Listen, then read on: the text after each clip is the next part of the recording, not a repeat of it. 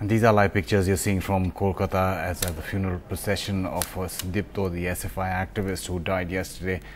The left alleges that he was killed in police brutality. The police and Mamata Banerjee so far saying that it was an accident. Mamata Banerjee is following those developments. Moni, we've been seeing how this procession has stopped every few meters or so as the slogans are being chanted. Describe to us a little bit more of what's happening. Well, right now, the body has just been moved out of this narrow lane where the SFI office is located. And we are now on AJC Bose Road, which is a huge main road that runs through the city.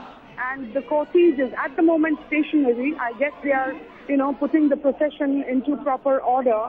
And then they will start walking towards the burning heart. It's going to take a while, Amitabh, because they have a long march planned. They will first be going towards Park Circus, which is a 7-point crossing in the heart of the city. And, the procession is going to bring traffic to a standstill. After that, they will proceed towards Baliganj Phadi, towards the south, then to Goriahat, and then down another major avenue, the Rashbihari Avenue, all the way to Chetla, where we have this crematorium called Keratala. It's a route that is at least 7 to 8 kilometers long, and it will be a while before the procession reaches its destination with Sudipto Gupta's body.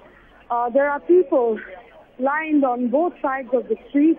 There are people occupying an entire half of AJC Bose Road.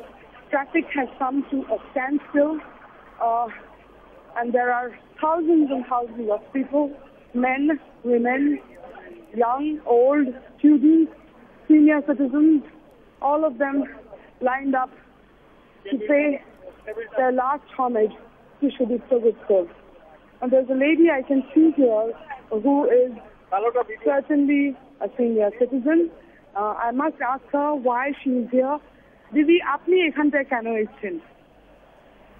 আমি এসেছি আমাদের ছোট্ট সাথীকে দেখার জন্য, সে যে শেষ পর্যন্ত চলে গেছে তার দাবি আন্দোলনের জন্য। So she has come to bid farewell to her young friend, she says, somebody who has met with an untimely end. And what a brutal end. That is what all the supporters of SFI that I have managed to speak to are talking about. The police brutality, the needless brutality, they said. They had all courted arrest.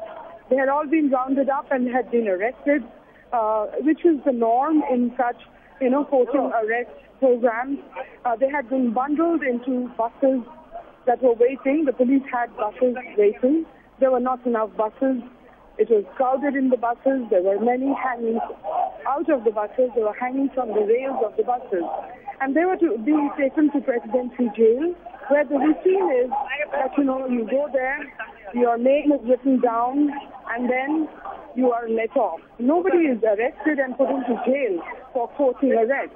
And that is what was supposed to happen. But what happened instead is when the buses reached the Presidency Jail, there were police who were apparently pushing students out of the bus. There were police pulling students off the buses. When they pulled Sudipto, he fell to the ground, and instead of helping him up, or before his friends could help him up, apparently a bunch of policemen came down on him with batons, with lathis. He apparently turned up his face towards the police, and they hit him straight on the head. That is what eyewitnesses who were there have told me. This is, of course, being completely contradicted by the administration. The administration and the Chief Minister and the police are saying that Sudipto was hanging out of the bus. When he neared Presidency Jail, he hit his head accidentally against a lamppost, and it was that injury which caused his death.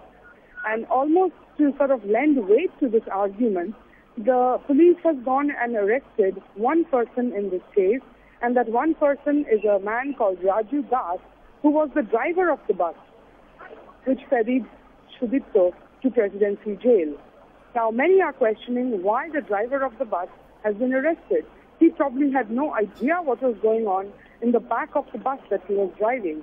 And yet he's the one who has been arrested and charged with rash and negligent driving and a culpable homicide not amounting to murder.